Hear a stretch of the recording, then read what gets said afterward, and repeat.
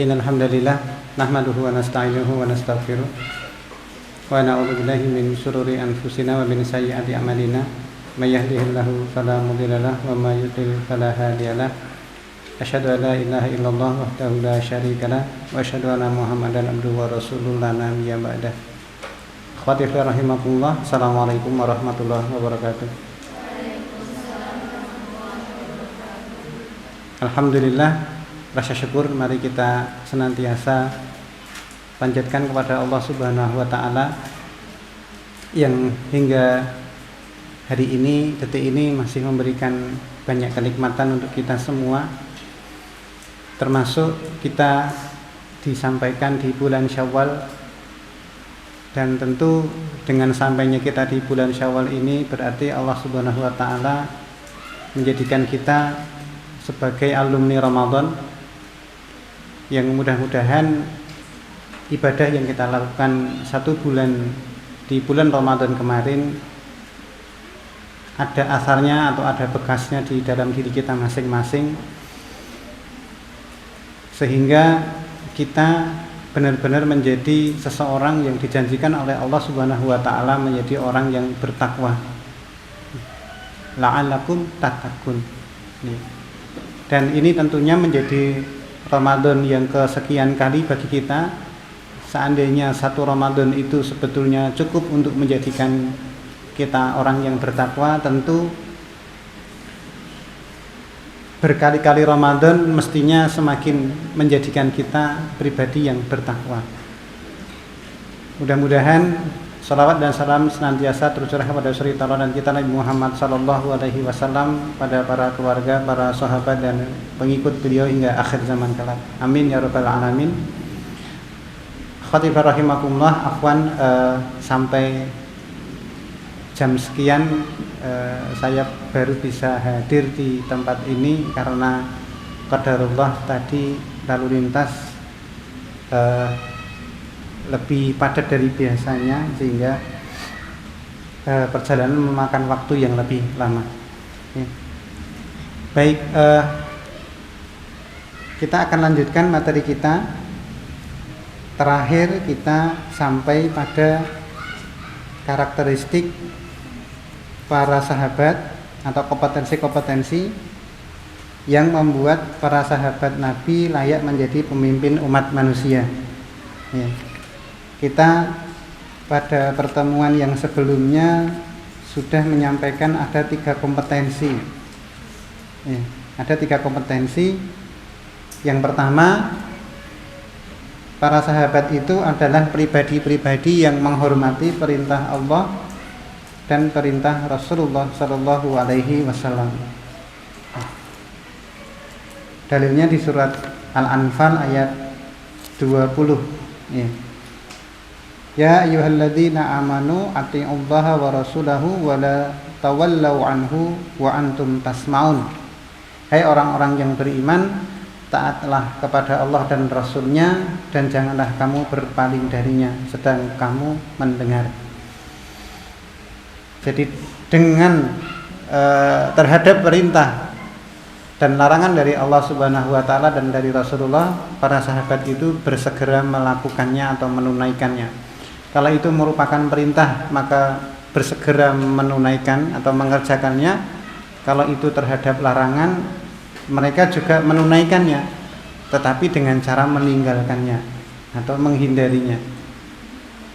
Sebagaimana ketika turun ayat yang mengharamkan khamar, maka sahabat yang menjual khamar pun kemudian dengan serta-merta membuang barang dagangannya, yaitu khamarnya, lalu memecahkan bejana-bejana yang dipakai untuk tempat khamar itu tadi.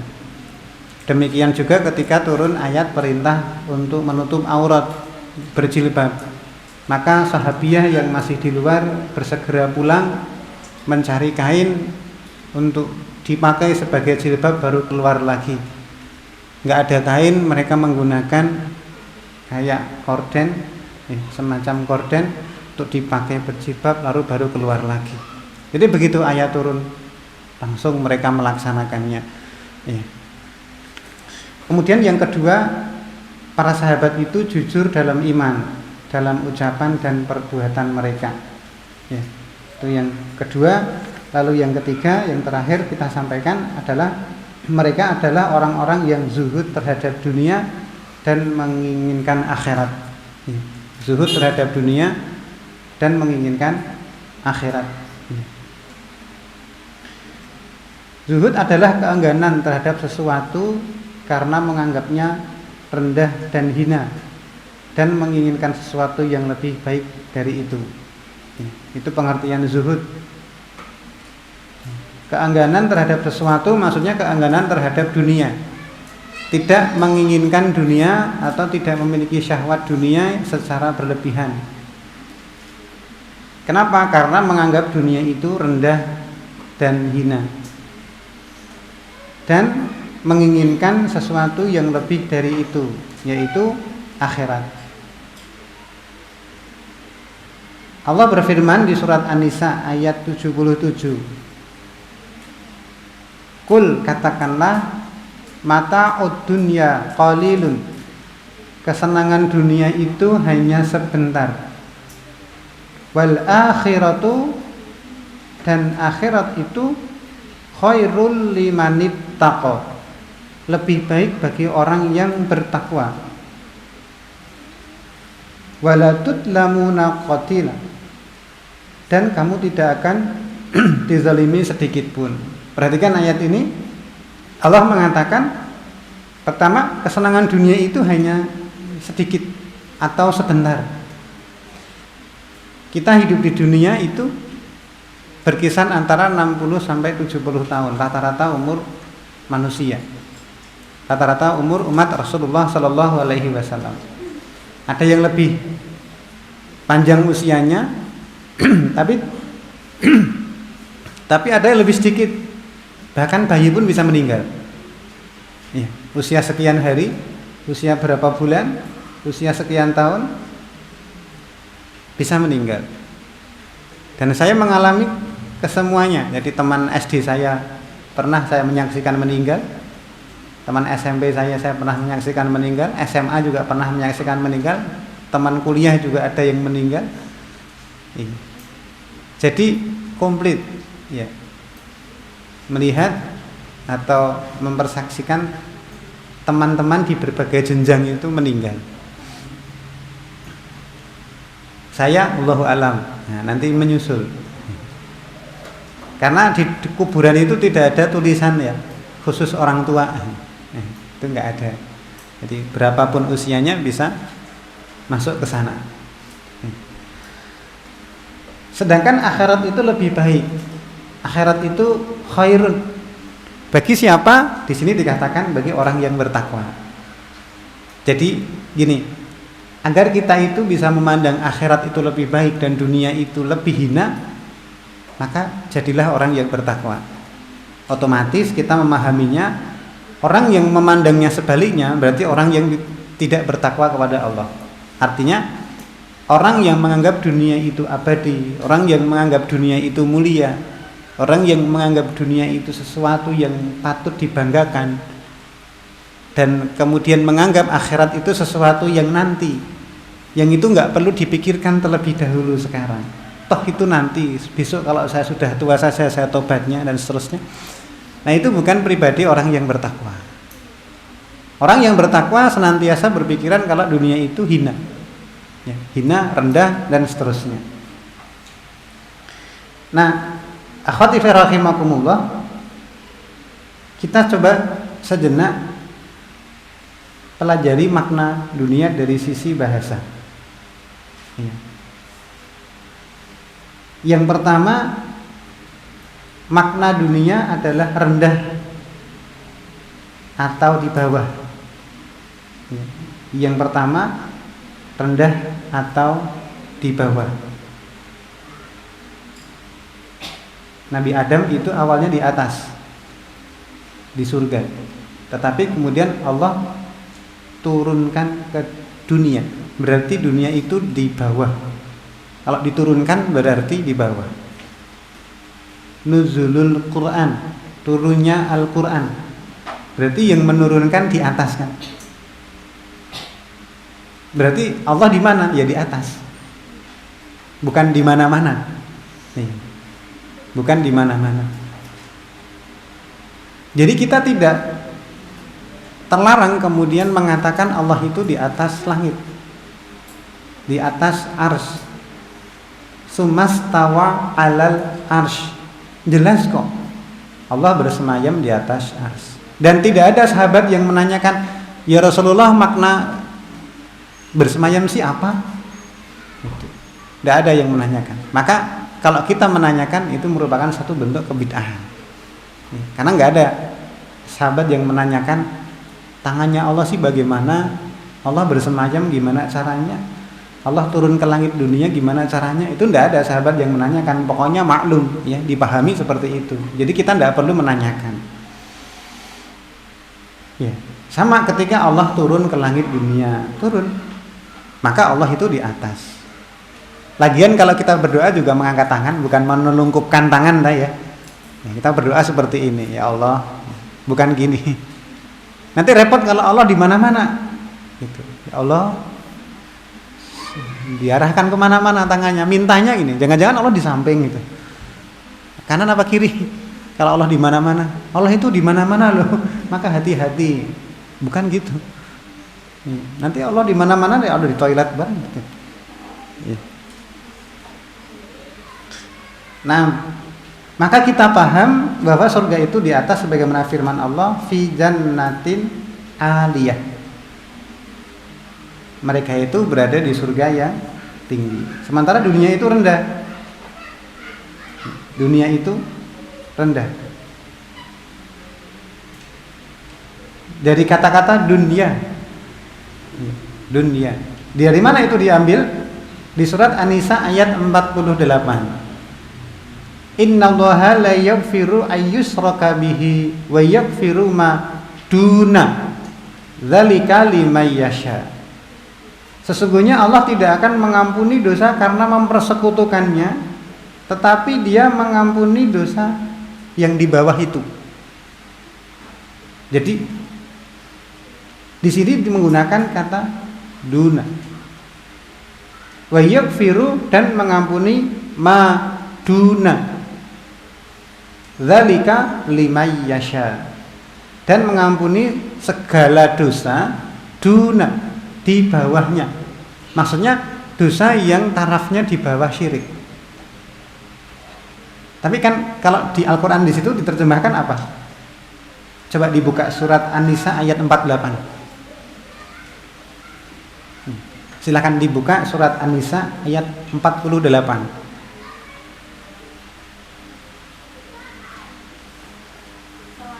Selain syirik, ya. Nah, lo kok bisa? Kok bisa di situ diterjemahkan selain syirik? Sementara di sini saya sebut terjemahnya duna. Jadi begini, kalau kita maknai duna, maka itu cocok untuk yang tidak diampuni oleh Allah Subhanahu wa Ta'ala. Allah Subhanahu wa Ta'ala itu adalah dosa syirik akbar. Nah, nanti Allah mengampuni dosa yang duna, di bawah syirik akbar. Berarti syirik kecil dan maksiat pada umumnya, ya, misalnya membunuh, ya, zina, mencuri, dan seterusnya. Itu semuanya ketika kita meninggal membawa dosa itu, yang penting tidak membawa dosa syirik akbar, maka Allah masih mengampuni. Tapi kalau kita mati membawa dosa syirik akbar, tidak diampuni. Maka dikatakan di sini, innallaha la yaghfiru ayyushraka bihi, tidak mengampuni dosa syirik akbar. Tetapi Allah mengatakan, tetapi Allah itu wa yaghfiru ma duna, tapi Allah mengampuni dosa yang di bawah syirik akbar. Paham ya? Nah, tapi di situ dikatakan apa? Selain syirik akbar. Loh. Terus dosa selain syirik akbar gimana? Apakah ada eh, dosa-dosa yang itu mengeluarkan seseorang dari Islam tetapi bukan merupakan kesyirikan akbar. Ada. Iya. Contoh misalnya memperolok-olok syariat, memperolok-olok syariat Islam. Ya, seperti dulu pernah saya ceritakan toh, mengatakan apa? Orang memakai jilbab seperti apa, Mbak? Batman, ya, Batman. Batman Ninja Hattori atau apa lagi? Kalau berjenggot kayak apa? Kambing. Nah gitu. Iya. Jadi diejek, mengejek syariat. Wah, celananya kebanjiran itu. Kenapa? Karena diangkat di atas lutut. Iya. Jadi ada dosa-dosa yang selain syirik akbar yang itu mengeluarkan dari Islam. Iya. Allah mengampuni dosa segalanya, dosa-dosa. Allah tidak mengampuni dosa syirik akbar dan dosa-dosa selain syirik akbar yang mampu mengeluarkan dari Islam, tetapi Allah juga mengampuni wa yaghfiru ma duna. Nah, duna di situ ada dua makna. Mengampuni dosa di bawah syirik dan selain dari syirik akbar dan selain dari dosa-dosa yang dapat mengeluarkan dari Islam. Apa sih dosa-dosa selain syirik akbar yang mengeluarkan dari Islam? Ada. Tadi pertama, mengejek agama Allah atau syariat. Dua, membenci syariat Islam. Tiga, berhukum dengan bukan hukum Allah dan meyakini kebolehannya. Empat, sihir. Jadi orang yang mempercayai dukun. Di mana itu? Itu di surat kabar dan di majalah-majalah remaja banyak. Ada di ramalan bintang itu loh. Kalau Antuna dulu pernah ketemu ramalan bintang tiap minggu, Cancer, Sagittarius, Pisces, nah kayak gitu. Nah itu dibaca kemudian diyakini kebenarannya, maka murtad, keluar dari Islam. Cuma kalau iseng aja ndak keluar dari Islam, ya cuma iseng gitu ya, nggak meyakini, itu ganjarannya 40 hari sholatnya tidak diterima. Jadi kalau mau sholatnya nggak pernah diterima, istiqomahlah baca ramalan bintang dengan iseng itu tadi. Jadi sepekan sekali kan terbit itu majalahnya, atau sebulan sekali. Kalau majalah remaja itu, nah itu kan sebulan sekali terbit itu. Jadi tiap sebulan sekali baca ramalan bintang, nanti sebulan sekali sholatnya nggak diterima. Belum habis hukuman 40 hari terbit lagi yang baru, baca lagi ramalan bintang baru, ya, nabung lagi itu nggak diterima sholatnya selama 40 hari terus sampai mati. Sah nggak sholatnya? Ya sah-sah saja, tapi nggak diterima. Ya. Nah, kemudian ada lagi yaitu meyakini seseorang keluar dari syariat, sebagaimana Nabi Khadir. Nabi Khadir itu kan tidak menggunakan syariatnya Nabi Musa. Maka Allah Subhanahu wa taala mengirim Nabi Musa untuk belajar ke Nabi Khadir. Ceritanya di mana? Perjalanan Nabi Khadir dan Nabi Musa di surat Al-Kahfi. Ya, di surat Al-Kahfi. Itu cerita yang kalau antum tadabburi itu banyak pelajaran berkenaan dengan adab thalabul ilmi. Adab seorang murid kepada gurunya. Terus ada lagi yaitu tidak mau ngaji. Itu bisa mengeluarkan seseorang dari Islam. Kenapa? Karena bukan tidak mau ngaji itu bukan karena tidak sampai ilmunya, tapi malas. Ya, malas ngaji, kemudian dia melakukan sesuatu yang mengeluarkan dari Islam. Iya. Ya, itu beberapa ya hal-hal yang dapat mengeluarkan seseorang dari Islam. Maka kita pahami dunia itu adalah sesuatu yang rendah, bukan tinggi. Jadi sesuatu yang rendahan jangan dibanggakan. Ya, sesuatu yang rendahan jangan dibanggakan. Dan tidak perlu antuna, nggak perlu kalian itu merasa takjub kalau ada orang flexing atau pamer kekayaan dunia. Di mana? Banyak di IG, di Twitter, di Facebook. Buat reels mereka, buat video ringkas. Untuk apa? Ya sekedar untuk menampilkan mobil barunya, menampilkan rumah mewahnya, menampilkan perhiasannya. Yang itu mahal, bahwa itu rendah, kita harus yakini. Ya.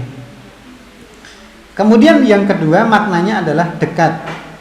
Allah berfirman di surat Al-Anfal ayat 42. Id antum bil udwatid dunya, yaitu ketika kamu berada di pinggir lembah yang dekat. Kemudian di surat An-Najm ayat yang ke-8 Allah berfirman, summa dana fatadalla. Dia kemudian mendekat kepada Nabi Muhammad lalu bertambah dekat. Summa dana, kemudian dia mendekat. Ya. Maka ikhwah, khatifillah rahimakumullah, sesuatu yang dekat itu kita mencapainya nggak perlu susah payah. Ya. Dan kita tidak membutuhkan perbekalan yang banyak untuk menyelesaikan dunia itu. Kenapa? Karena cuma dekat. Cuma dekat. Jadi selesainya itu sangat dekat. Antum misalnya sekarang usianya berapa? 17? 18? 19? 19. Masya Allah, kurang dari separuh usia saya. Saya begini aja ujuk-ujuk udah 40 tahun. Kalau usia orang itu 60 tahun, berarti saya tinggal berapa? 20 tahun. Itu kalau usianya 60. 20 tahun. Sepertiga dari 20 tahun biasanya dipakai untuk tidur. Meskipun kalau sudah beranjak tua itu waktu tidurnya semakin lama semakin berkurang. Usia 19 tahun, tahu-tahu sudah 19 ya. Kemarin kemana ya? Nah gitu. Ya. Ringkas, dekat, sangat dekat. Itu bisa antum merasakan, oh kayaknya baru kemarin ya kita puasa. Kayaknya baru kemarin ya masuk pondok. Tahu-tahu udah mau lulus. Nanti ketika mau Ramadan lagi, kayaknya baru kemarin ya kita Ramadan, sudah mau Ramadan lagi gitu. Nggak terasa. Dan itu sangat dekat. Nah, sesuatu yang dekat itu kita tidak perlu susah payah menempuhnya. Sebagaimana kita safar. Juga tidak butuh bekal yang banyak. Kita mau tinggal di dunia itu kan cuma sebentar, maka kita nggak butuh bekal yang banyak. Tidak sebagaimana kalau kita mau safar ke kampung akhirat. Berapa lama? Berapa lama? Di kampung akhirat 50.000 tahun, itu seharinya. Berarti kita tinggal di surga insya Allah sampai kapan? Sampai kapan? Selamanya. Udah habis itu tuh nggak ada masa lagi. Ya udah selesai, kita istirahat di akhirat.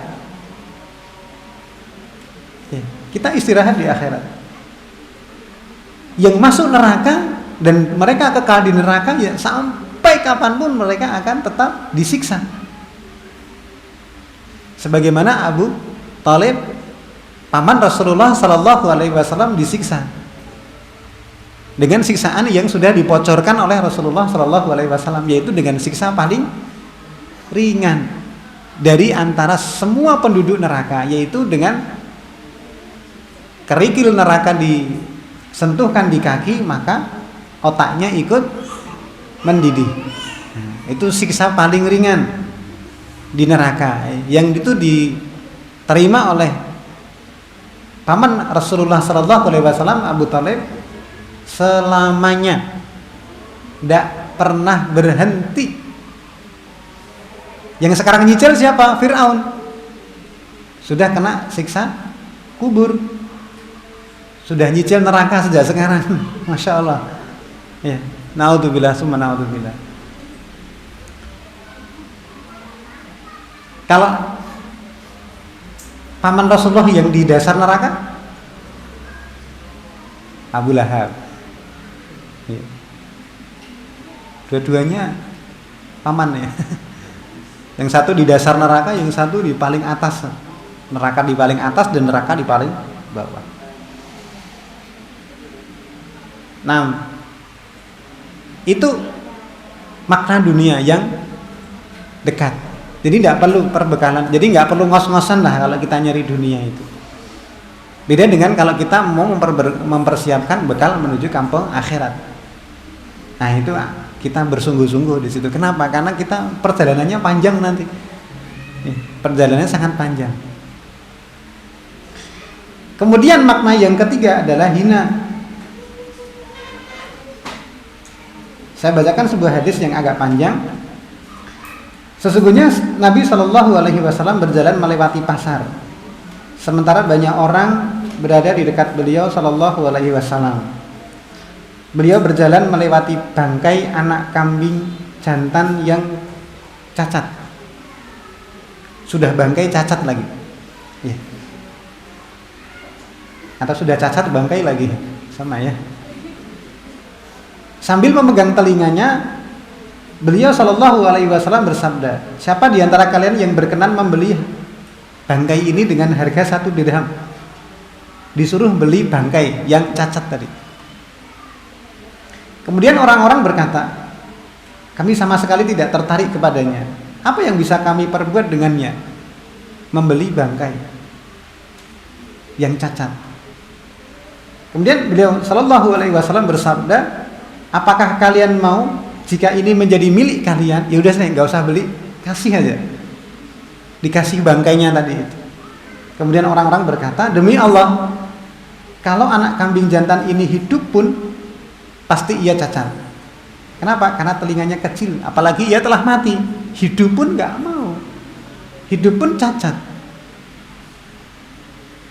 Hidup pun nggak mau, apalagi mati yang sudah menjadi bangkai. Maka Rasulullah SAW mengatakan, demi Allah, fawallahi lad dunya ahwanu 'alallahi min hadza 'alaikum. Sungguh dunia itu lebih hina bagi Allah daripada bangkai anak kambing ini bagi kalian. Saya ulangi, demi Allah, sampai Rasulullah SAW bersumpah, dunia itu lebih hina bagi Allah daripada bangkai kambing ini bagi kalian. Sekarang gini, ada bangkai kambing di sekitar di dekat kita, kemudian kita menganggapnya itu sesuatu yang hina karena itu bangkai. Ya. Nah, Allah itu menganggap dunia itu lebih hina daripada kita menganggap bangkai kambing tadi. Iya. Saya ulangi, Allah itu menganggap dunia itu lebih hina daripada kita menganggap hina bangkai kambing tadi. Iya. Sehingga akhwati rahimakumullah, tidak perlu kemudian kita itu takjub, ya, heran kalau ada orang-orang yang mengembangkan dunia ini, entah itu rumah, entah itu mobil, entah itu perhiasan dan seterusnya. Tidak perlu kita kemudian, wah, masya Allah, kayanya luar biasa. Itu juga pelajaran bagi kita. Kita tidak perlu membanggakan apa yang ada di kita. Tidak perlu kita membanggakan apa yang Allah berikan kepada kita yang berupa dunia. Yang melekat lah, misalnya kalau antum wanita apa? Kecantikan.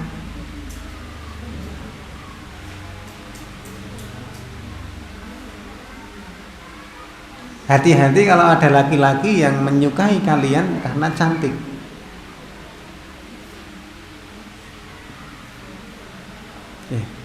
Hati-hati kalau ada laki-laki yang menyukai kalian motivasinya karena kecantikan. Ketika kecantikan itu diambil oleh Allah Subhanahu wa taala, dia nggak akan suka lagi, itu nggak akan cinta lagi. Kenapa? Karena landasan cintanya itu pada satu hal yang sifatnya lahir, yang sifatnya fisik.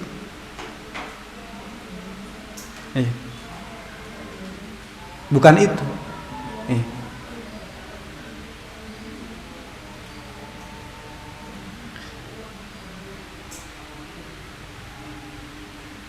Kemudian yang selanjutnya, karakteristik dunia adalah sebagaimana yang Allah firmankan di surat Al-Mulk ayat yang kedua.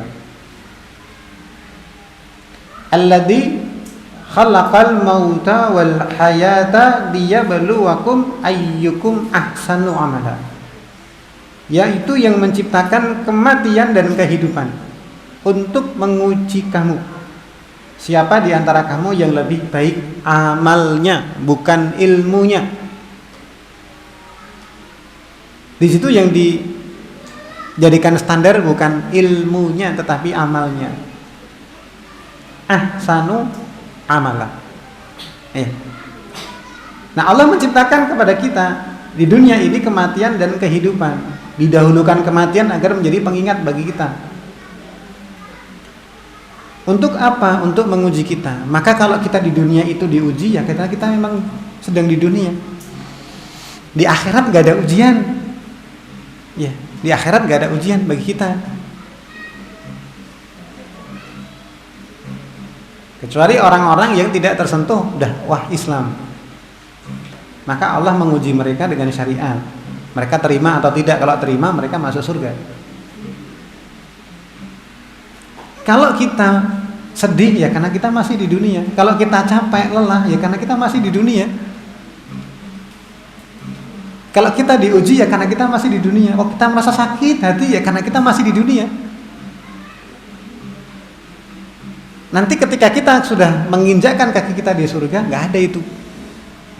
Nggak ada lagi sakit hati, nggak ada itu kecapean, nggak ada itu lelah, nggak ada itu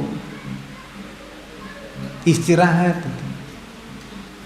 Gak ada tidur kan? Eman-eman tidur di surga itu. Maka pengejar akhirat dan pengejar dunia itu keduanya itu di dunia sama-sama lelah. Baik pengejar akhirat maupun pengejar dunia itu keduanya itu di dunia sama-sama capek. Keduanya sama-sama lelah. Coba pengejar dunia itu lelahnya gimana? Nyari uang. Pagi, siang, sore, malam. Dibelanjakan.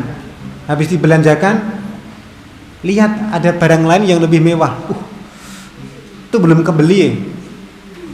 Nyari lagi untuk beli yang lebih baik, lebih mewah lagi.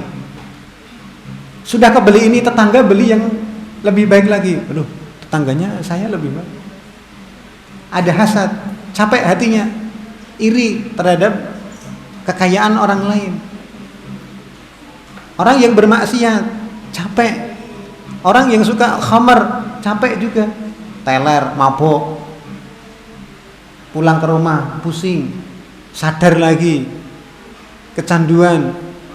Nyari lagi khamar lagi. Entah itu pil, entah itu minuman dan seterusnya. Hidupnya kayak gitu. Capek. Iya. Sama dengan pengejar akhirat, capek juga. Sholat malam, bangun sepertiga malam, masih capek, menahan kantuk, menghafal Al-Quran, terasa capek, lelah, bosan, menghafal hadis, terasa bosan, capek, menahan syahwat ini dan itu, puasa, menahan diri, nggak boleh ini, nggak boleh itu, terasa kayak penjara di dunia itu. Iya, ini nggak boleh itu nggak boleh kan gitu ya kalau di dunia. Maka nanti di akhirat itu apapun boleh. Nah, keduanya itu sama-sama capek. Cuma yang istirahat dari itu cuma pengejar akhirat. Kenapa kok pengejar dunia tidak istirahat? Ya mereka masih capek di neraka. Mereka disiksa di neraka, pengejar dunia itu. Yang hatinya dipenuhi oleh dunia. Tetapi kalau pengejar akhirat, capeknya sudah ketika mereka wafat, masuk ke alam barzakh, mendapat nikmat kubur, sudah dicicil tuh akhiratnya. Oh, saya besok di surga. Karena Allah memberikan bocoran tuh. Nah, ketika di surga kita istirahat dari penatnya dakwah di dunia, kita istirahat dari capeknya menahan syahwat. Semuanya diperbolehkan di sana. Sementara penduduk neraka mereka sangat capek karena disiksa.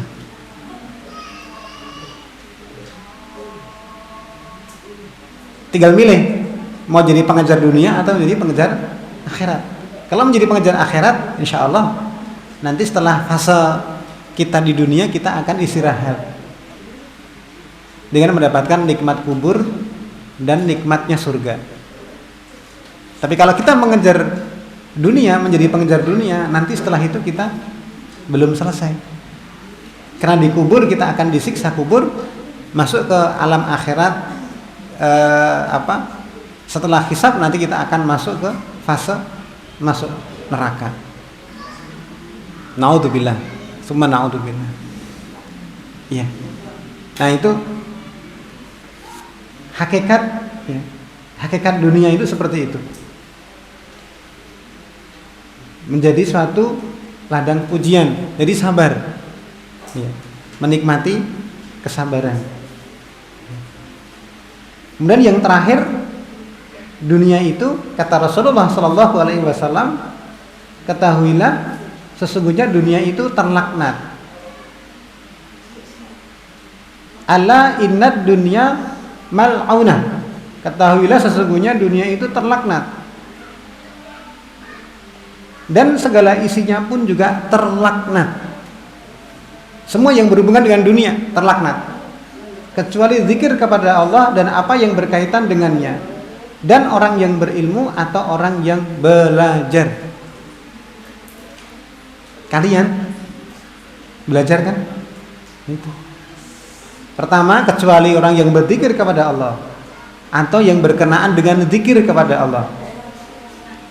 Lalu orang yang berilmu atau orang yang belajar. Alhamdulillah, antum di pondok belajar agama. Jadi tidak termasuk bagian dari sesuatu yang dilaknat tadi. Kecuali nanti naudzubillah hati-hati kita itu terpaut dengan dunia itu tadi. Maka jangan sampai Allah melaknat kita dengan mengkaitkan hati kita dengan dunia. Putus. Ikatan hati kita dengan dunia. Letakkan itu di tangan, biar kalau kemudian lepas tinggal melepaskan. Tapi kalau itu masuk ke dalam hati kita, lepasnya itu susah.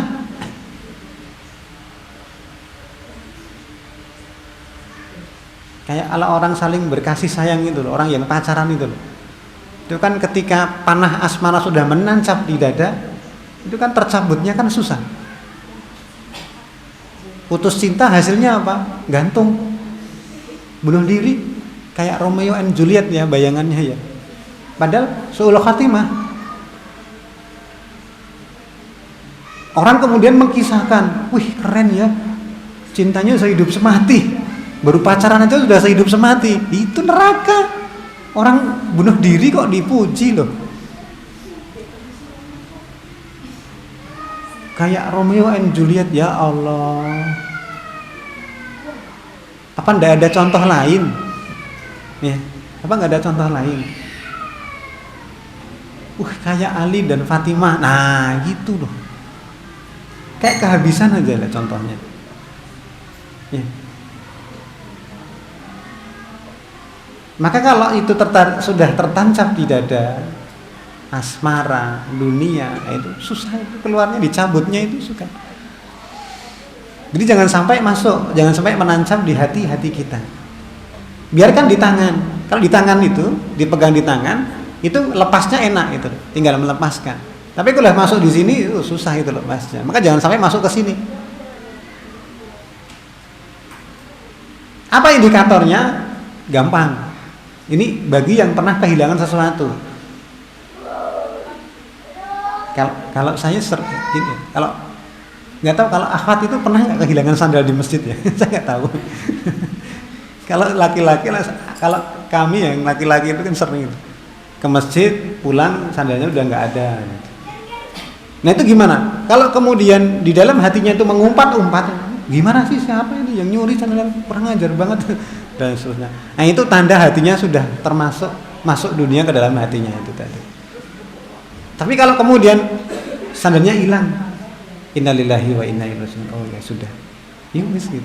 Mau apa? Dengan mengumpat itu sandalnya nggak akan kemudian terbang kembali. Baik itu kehilangan harta maupun kehilangan anggota keluarga. Iya.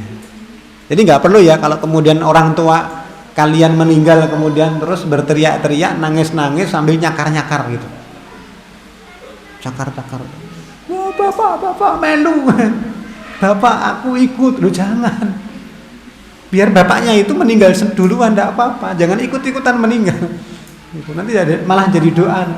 Ibu, jangan tinggalkan aku ikut ibu. Lu jangan. Biarkan ibunya meninggal dulu, tenang. Nah, kita lanjutkan kehidupan di dunia gitu. Ya, nah, itu karakteristik dunia itu seperti itu. Maka kita tidak perlu kemudian hati kita itu condong kepada hal-hal yang semacam itu. Itulah karakteristik para sahabat. Mereka itu zuhud terhadap dunia. Mereka tinggalkan itu dunia, mereka hilangkan dunia itu dalam hati mereka dan menginginkan akhirat. Maka kalau sudah seperti ini, infak itu gampang. Infak itu gampang. Sedekah itu mudah. Sedekah menjadi mudah.